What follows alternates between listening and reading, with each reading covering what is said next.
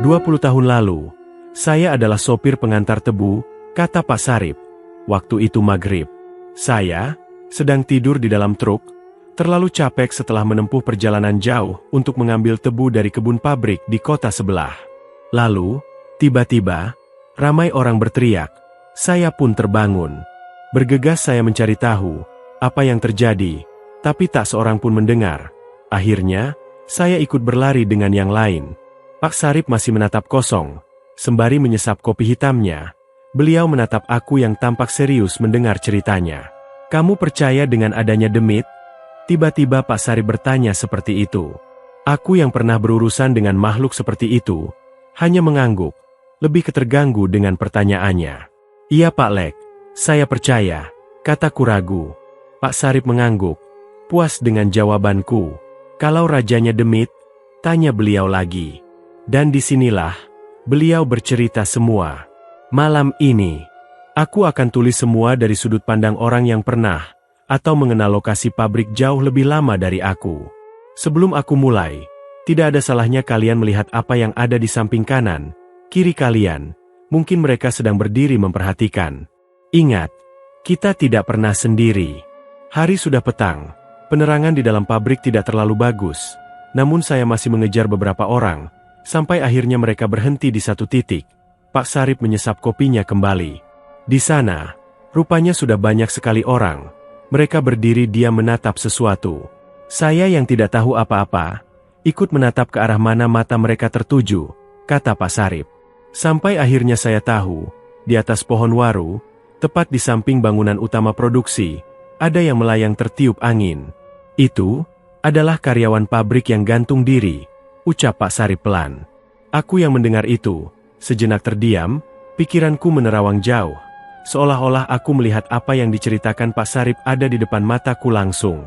Kini beliau mengambil sesuatu di kantongnya, sebatang rokok kretek.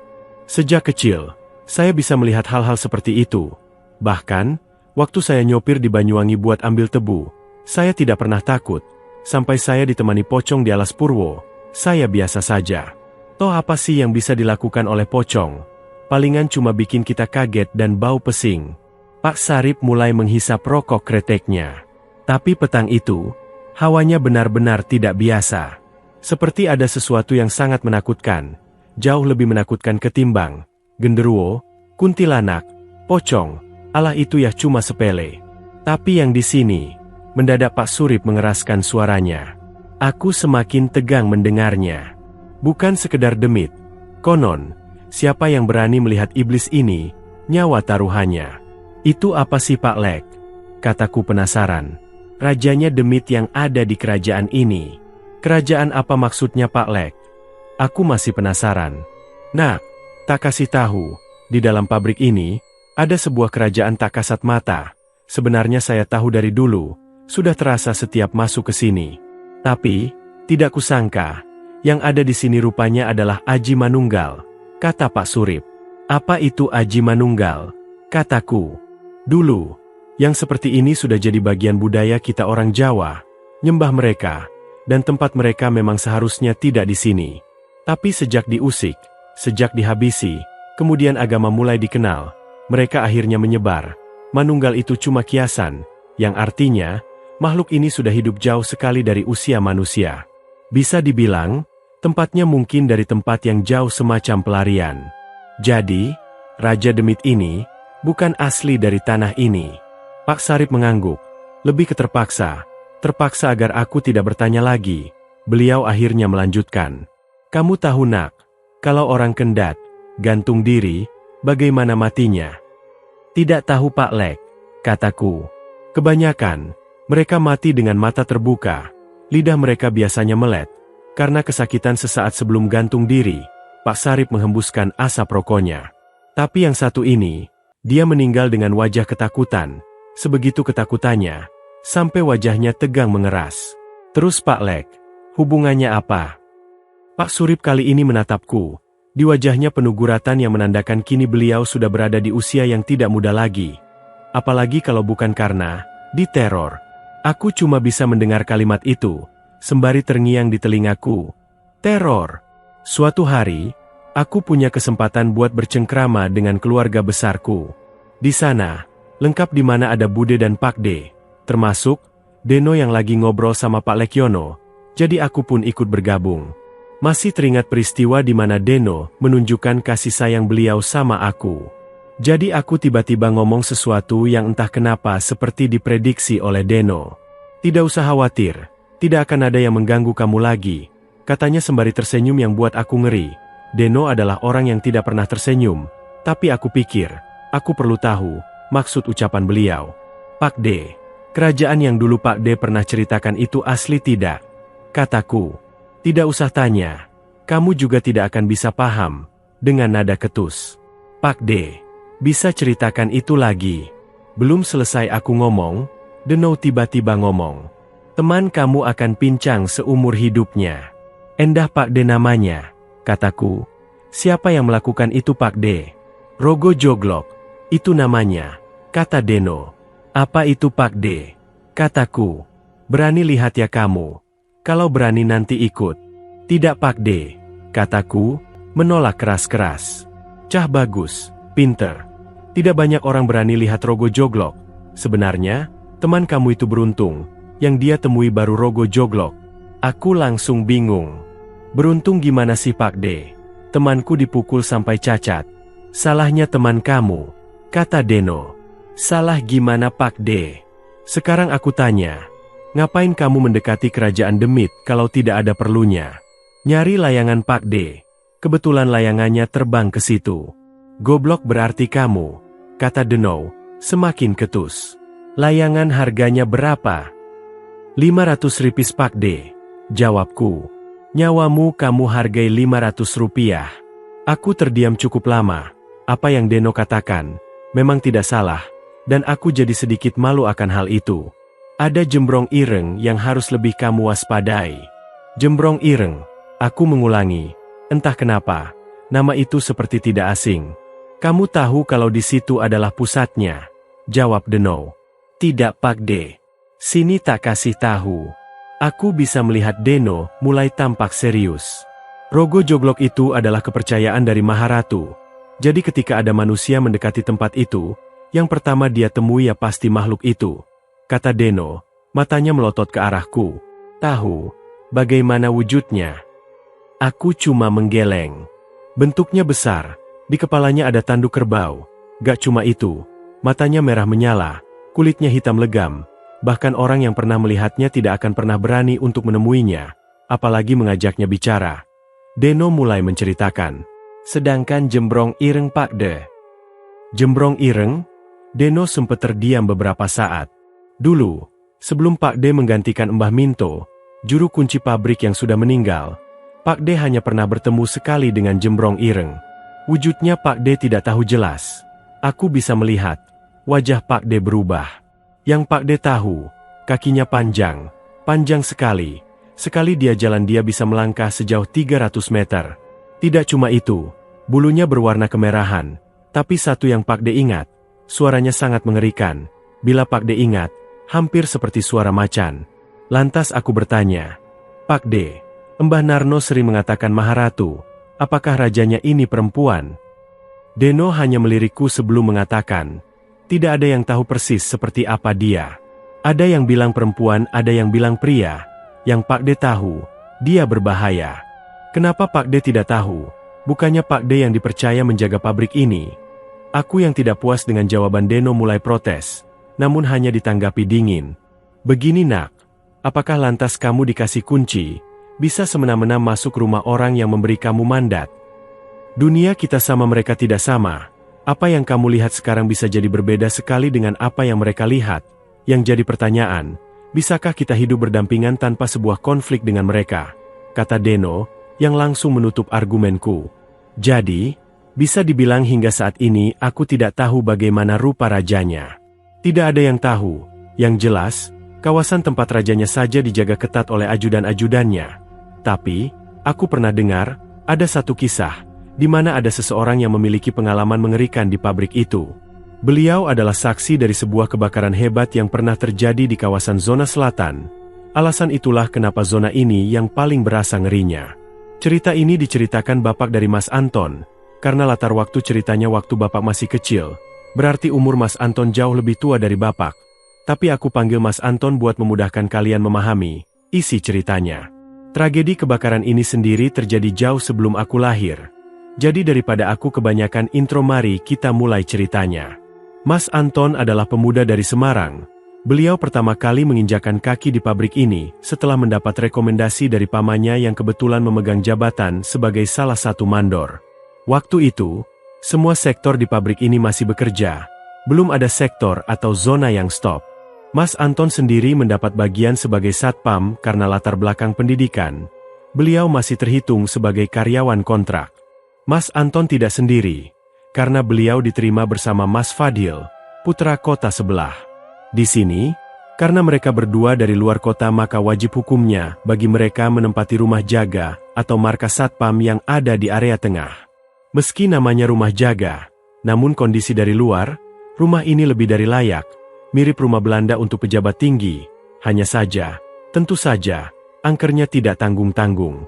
Aku bakal jelasin pelan-pelan, biar kalian merasakan betapa merindingnya aku waktu bapak cerita ketika Mas Anton menceritakan pengalaman beliau sewaktu tinggal di sana, dan tragedi aneh sebelum kebakaran itu terjadi.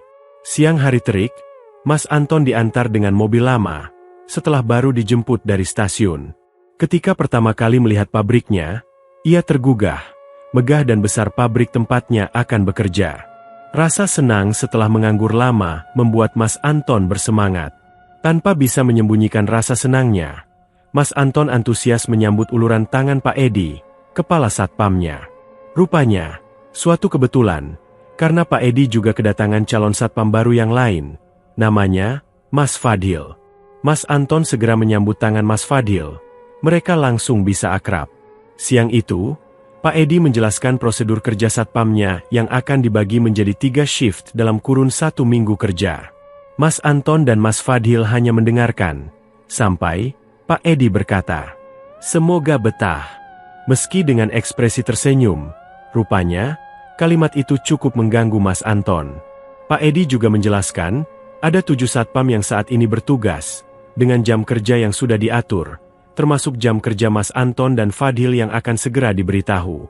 Untuk tempat tinggalnya, Pak Edi mengajak berkeliling di markas satpam yang menyerupai rumah itu. Semua fasilitasnya sangat lengkap. Ketika Mas Anton mengajukan pertanyaan di mana yang lain, dan kenapa rumah ini tampak kosong, Pak Edi mengatakan, yang tinggal kalian berdua saja. Dengan alasan mereka dari luar kota, dan agar tidak perlu mencari kos, Pak Edi sudah mengatur markas ini untuk Mas Anton dan Mas Fadil. "Bapak juga akan ada di sini kan?" tanya Mas Anton. "Tidak, saya ada keluarga di rumah," jawab Pak Edi ramah. Di sini, Mas Anton melihat sesuatu. Wajah Mas Fadil pucat pasi.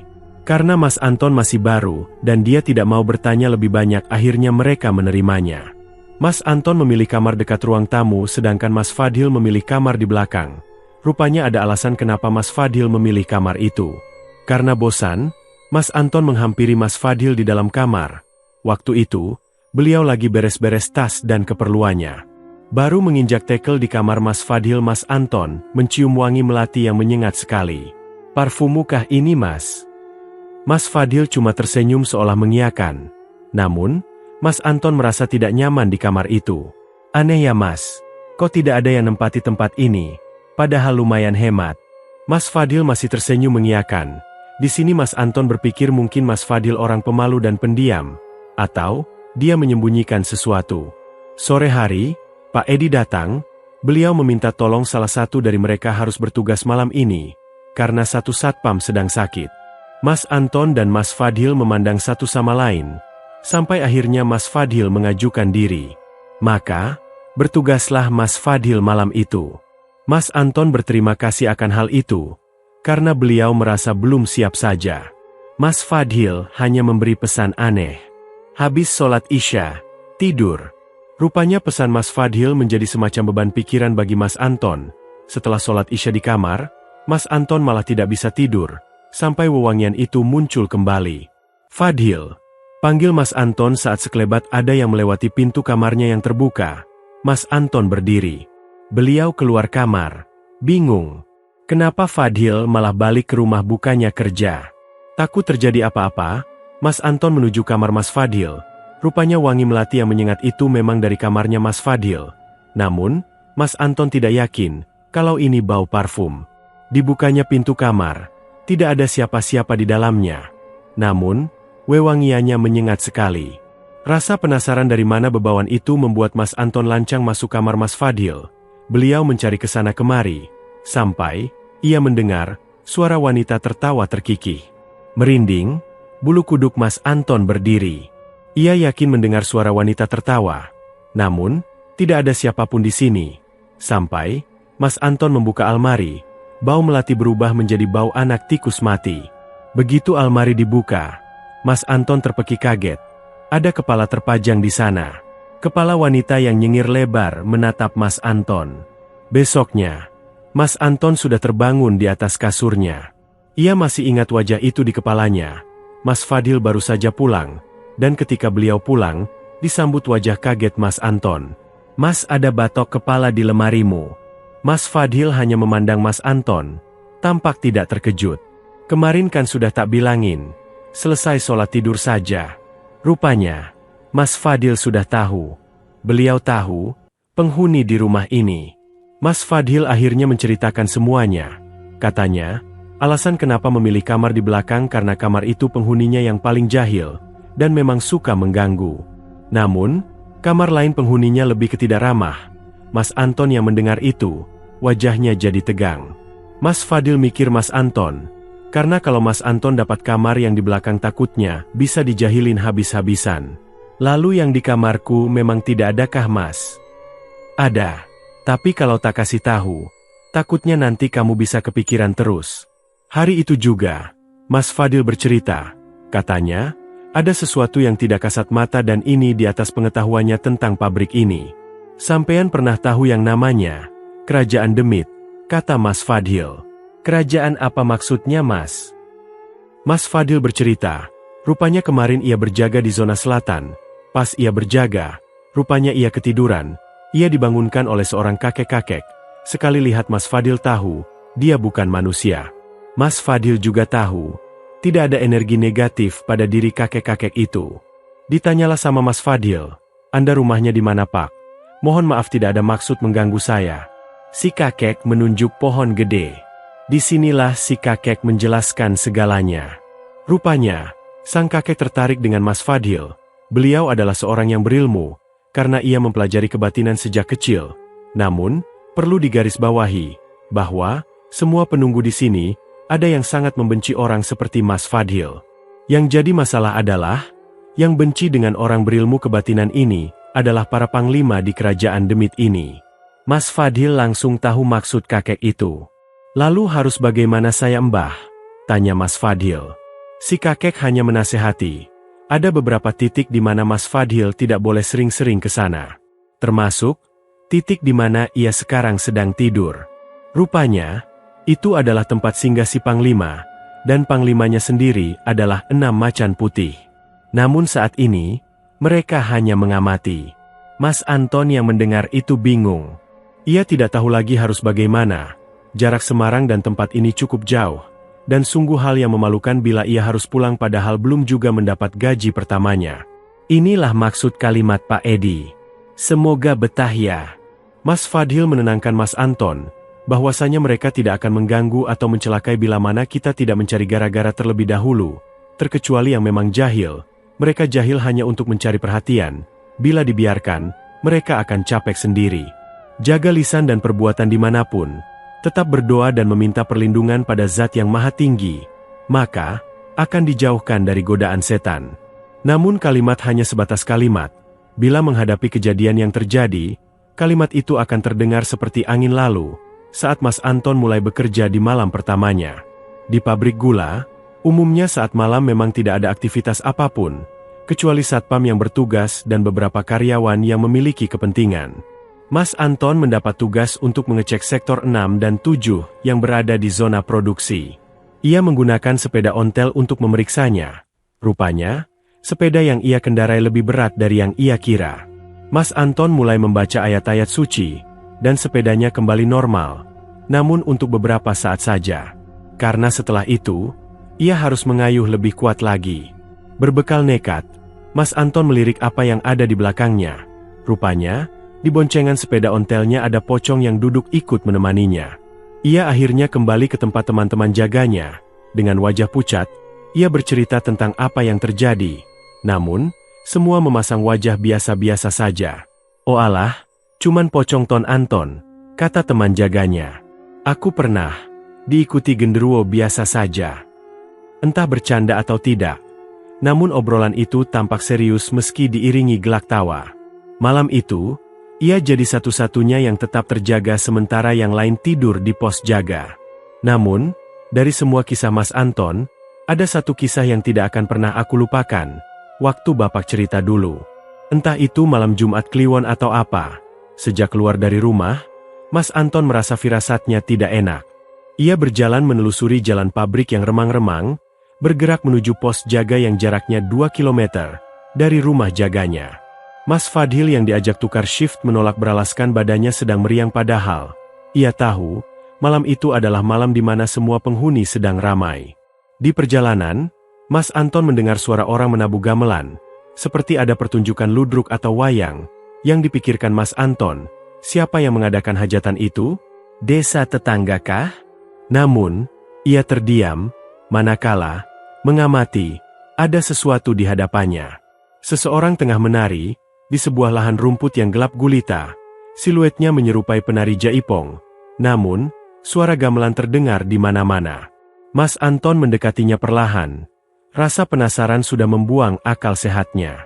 Rupanya, penari itu tidak sendirian. Di kanan dan kirinya ramai orang yang melihat. Kaget, Mas Anton semakin mendekatinya. Bagaimana mungkin ada pesta malam begini di dalam pabrik? Sewaktu mendekati, Mas Anton mencium wangi daun kemangi bercampur wewangian bunga Kamboja. Ketika tanpa sadar, Mas Anton terus mendekati lahan itu. Ia mulai merasa tidak bisa mengendalikan diri untuk pergi. Ia tahu, ada yang tidak beres waktu itu. Suara anak-anak dan orang tua yang tertawa diiringi lagu-lagu Jawa menambah keinginannya untuk ikut. Sampai Pak Edi menyadarkannya. "Ton, ini bukan tempatmu berjaga. Ngapain kamu di sini?" Mas Anton segera menunjuk apa yang ia lihat. Namun ketika ia melihat lahan itu lagi, ia baru sadar, sudah menunjuk lahan dengan cerobong pabrik di depannya. Yang lebih mengejutkan lagi, tempat itu gelap gulita tanpa ada satu orang pun di sana. Pak Edi segera membawa Mas Anton pergi, diantarnya ia ke pos jaga. Ketika akhirnya ia melihat teman-teman jaganya, ia bercerita. Semua yang mendengar, baru kali ini memasang wajah tertarik. Sampai Mas Anton bercerita, bila ia tidak disadarkan Pak Edi, mungkin besok ia sudah lenyap. Semua temanya saling menatap satu sama lain. "Pak Edi, apa maksudmu?" "Pak Edi," kata Mas Anton menegaskan, "ini loh orangnya." Namun, tak seorang pun berdiri di sana. Mas Anton baru diberitahu, Pak Edi tidak akan jaga malam hari ini. Ia sedang ada di rumah, anaknya sedang sakit. Mas Anton hanya terdiam, termangu memikirkan siapa yang sudah menemaninya malam ini. Setelah malam itu, Mas Anton jatuh sakit. Mas Fadhil mengatakan seharusnya Mas Anton bersyukur. Siapapun yang menyerupai Pak Edi berniat baik dengan menjauhkan Mas Anton dari pusat yang seharusnya memang tidak ia datangi. Seharian Mas Anton hanya tiduran di dalam kamar, badannya letih, masih tidak bisa menerima ini begitu saja. Namun, kemudian ia ingat, sekarang, ia di rumah ini sendirian setelah Mas Fadhil pergi untuk bekerja di shift sore. Hari mulai petang, Mas Anton bergegas mengambil air wudhu kemudian masuk ke dalam kamar. Dibentangkan sajadahnya di samping tempat tidur, kemudian berniat untuk menunaikan sholat maghrib.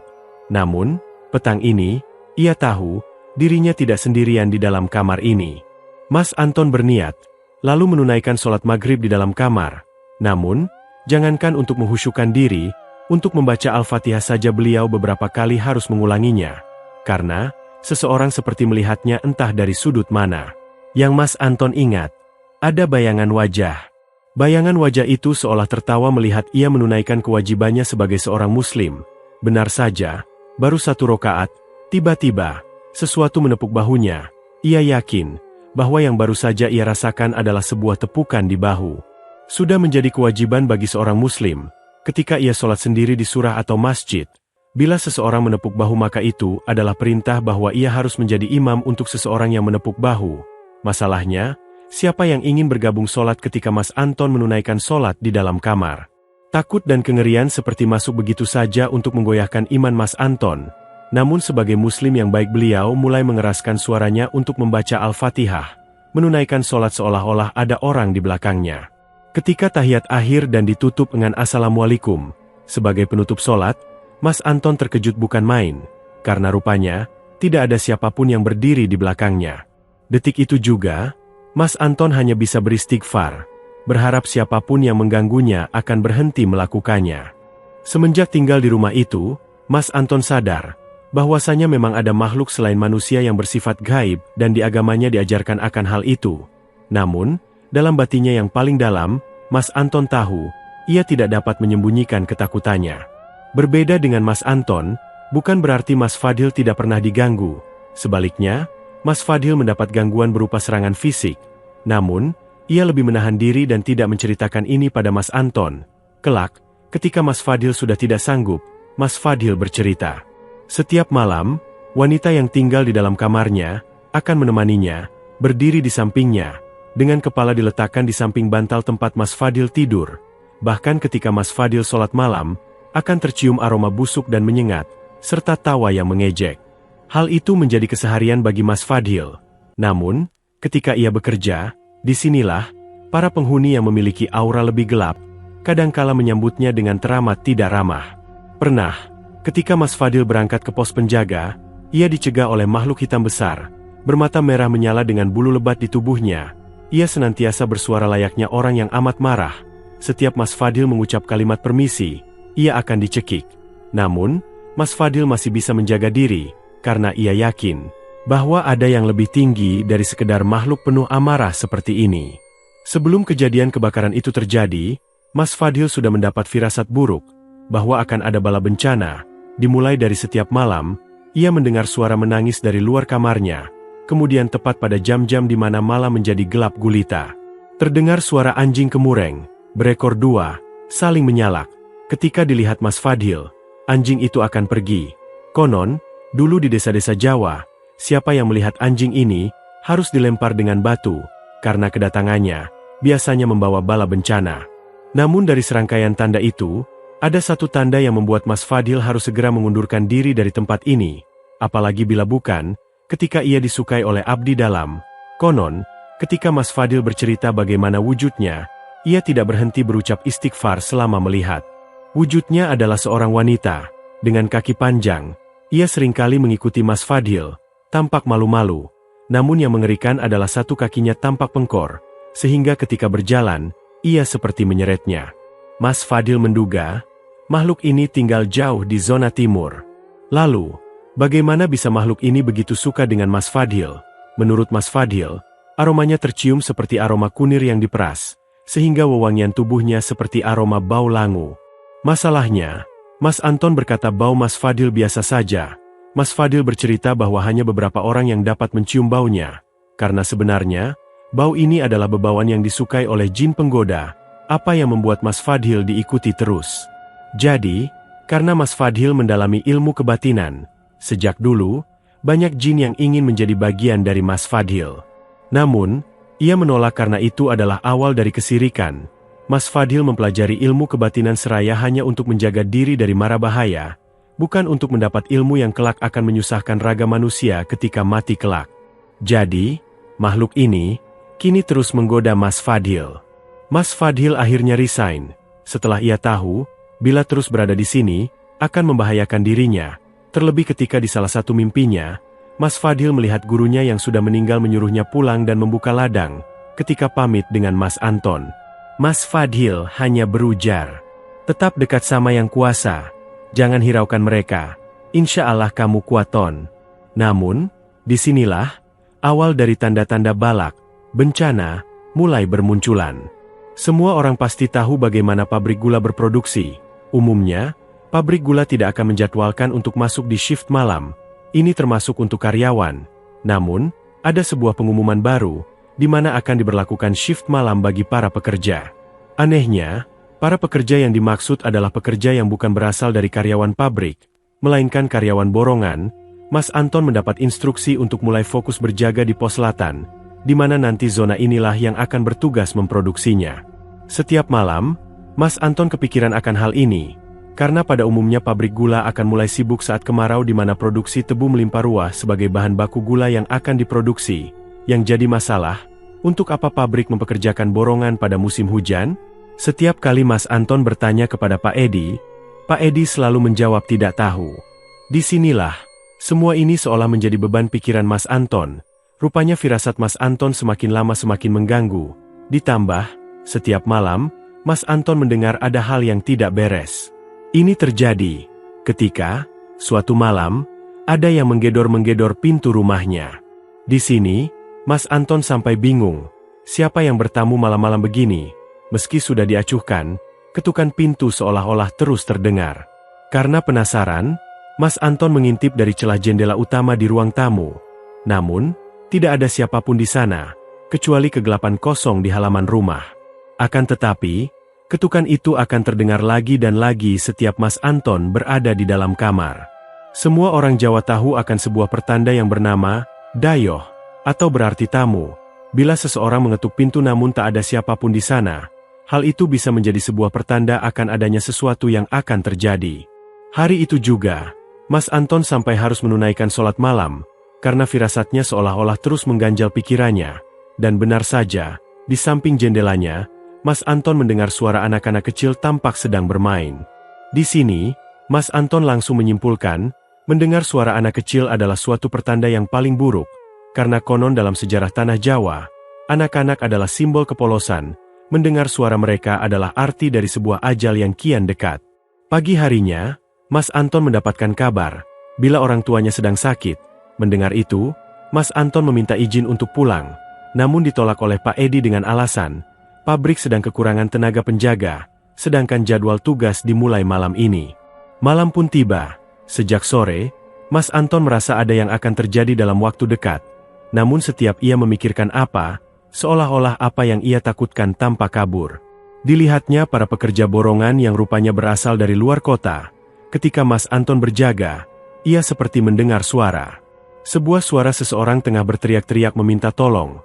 Namun, tidak ada wujud apapun di hadapannya. Hanya pos penjaga di mana beliau melihat aktivitas dan suara mesin para pekerja. Mas Anton sempat bertanya dari mana para karyawan pabrik. Namun rupanya, tidak ada satupun karyawan pabrik padahal seharusnya mereka ada. Karena yang menjadi tenaga ahli adalah mereka. Semua keganjilan ini rupanya terjawab pada malam keempat. Ketika Mas Anton didatangi seorang wanita tua. Beliau mengatakan bahwa ia tersesat.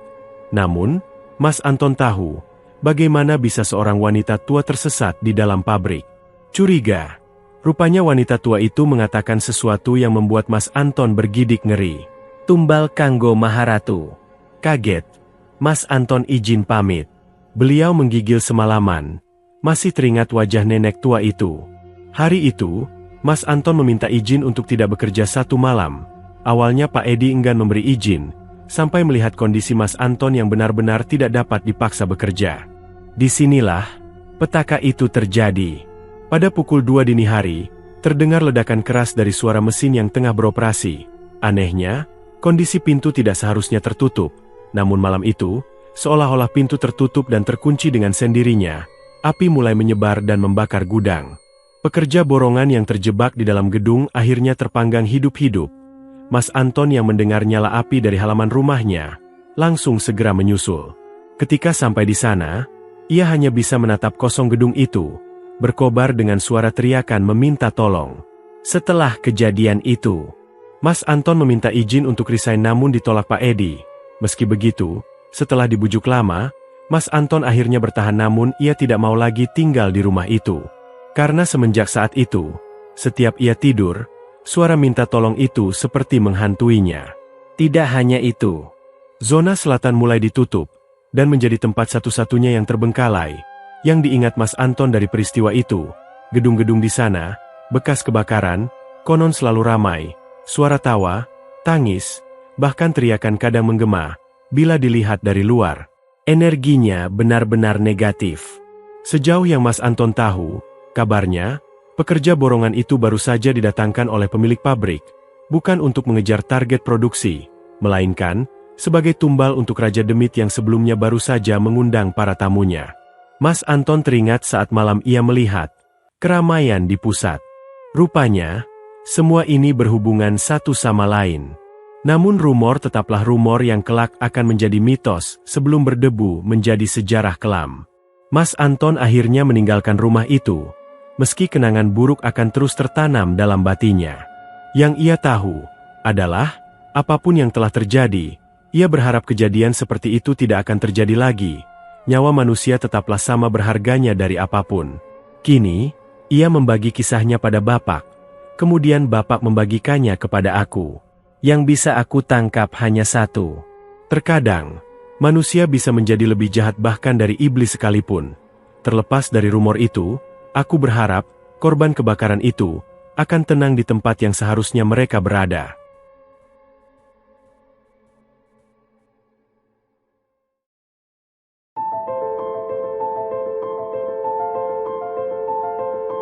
Oke teman-teman, ceritanya selesai sampai di sini. Bagaimana menurut kalian cerita kali ini? Tuliskan di kolom komentar, dan nantikan kisah-kisah lainnya. Tetap di channel Dairi Mistika.